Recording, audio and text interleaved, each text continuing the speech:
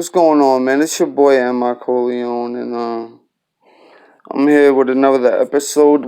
This episode 7 is Strictly Facts, and this week I'm gonna take it back a little bit. I'm gonna take it back to 2009 when I was on parole in Jersey. After I came home from when I went downstate in state prison in Jersey, from Camden. They paroled me out there, so I get a job in Atlantic City at the Brigada. They got a job fair. They sent me to the water club.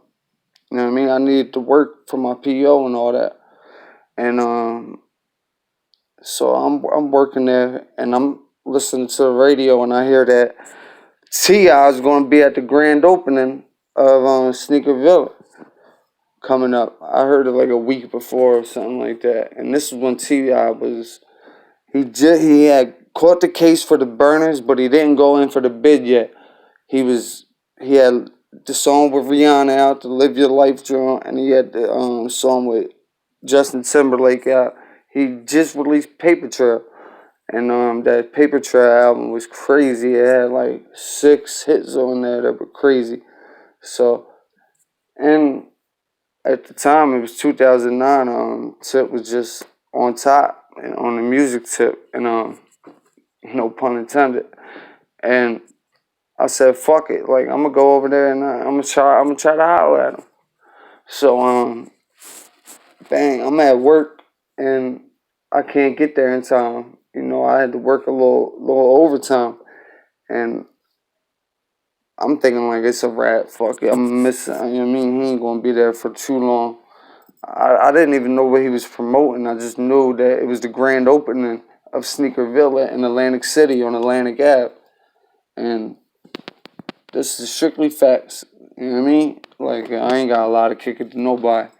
And I say that to those non-believers who think somebody got lied about something. Like, it's a big deal. This ain't no big deal. But, yeah, so I get to Atlantic Ave. I'm waiting outside at the Sneaker Villa, you know what I mean? Tip was late too, so it wound up working out a little bit in my favor, and so I got to bust it up with the DJ that was there, you know what I mean? And I forget the boy's name. This was 11 years ago, 10 years ago, I mean. And so I'm kicking up with the DJ and all that, all the security, and they're telling me that if you want to meet T.I., you got to buy an Aku shirt. He had his clothing line. It was called Aku, AKOO, and it had like a fucking what's them Jones? It had like a fucking kangaroo on there, and it said Aku, and $70 or some shit they were selling it for. I wasn't buying that shit, and at the time I just came home. And I grabbed the laptop, and I didn't have the recording shit down yet. I didn't have the studio yet.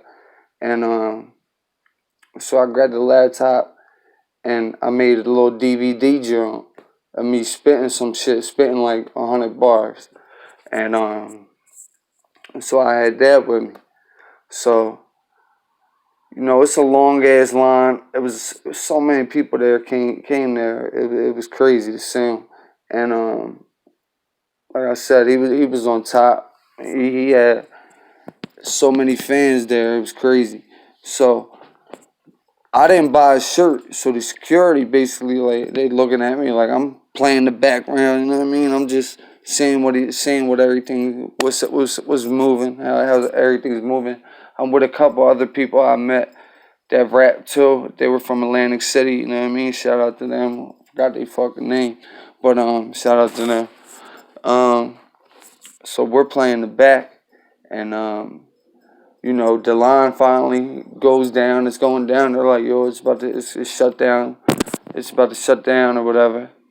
And the other boys went up first, the other rapper boys, and they didn't have a shirt, but T.I., he was just in a groove of signing autographs because they had a stack of fucking posters like this. And he was just signing next, signing next, signing next, signing next. So that's basically how he played the other boys that rap that went up before me. So peep it. I come up, bang, stand up.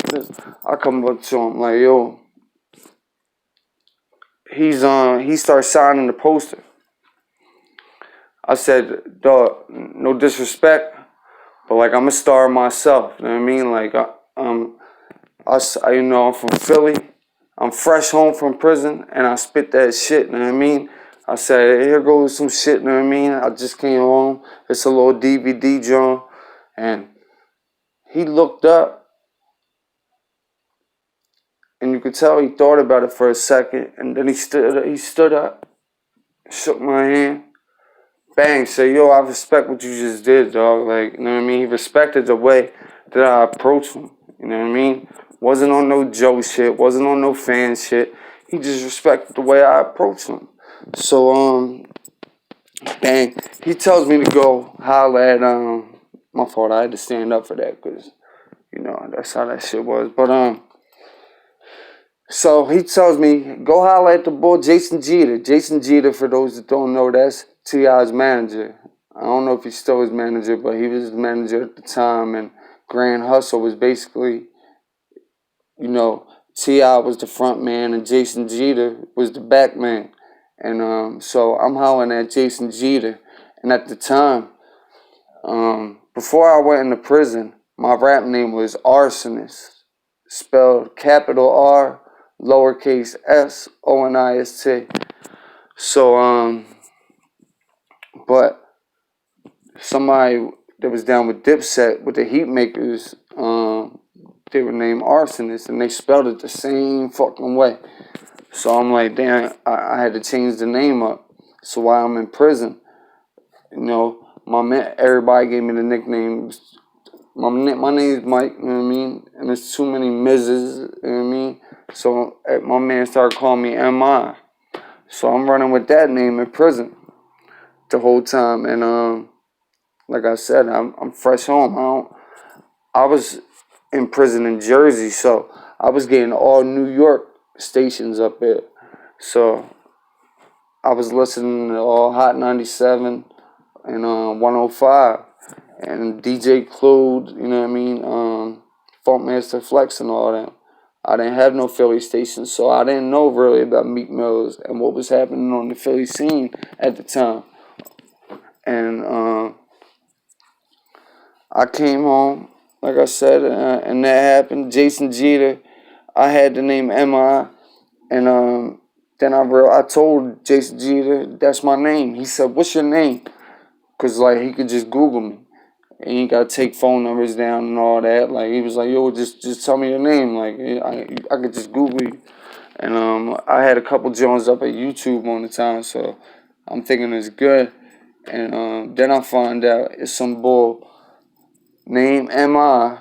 that rolls with Meek. You know, so basically I had to put something else on the name. And I had to think of some shit. They always, when I was Arsonist, they called me R for short. And then they called me Corleone, you know what I mean? So I put the M.I. and the Corleone together, and it kind of stuck. You know, I dropped 4 mixtapes under that name, 4 mixtapes in like a year and a half, 2 years. And yeah, man, now I'm making my own beats. You heard it at the beginning, you know, that was me. And yeah, like, so anyway, I hollered at Jason Jeter, and I guess it wasn't the right time, because he had to pass on Meek T.I. at the time. So he was going to prison, and it wasn't the right time for him running the label. Young Dro, this was like probably 3 years, 4 years after he came out with his banger. And yeah, that was what Grand Hustle was doing at the time. So yeah, that's strictly facts, man, for this week. And sorry I got to you a day late. Technical difficulties yesterday, and yeah, man, I'm back. But I'll catch you next week. I'm gonna really have a a crazy story for you next week. I'm saving something crazy for next week. So get with me, man. Episode 8 next week. This is episode 7. Strictly facts.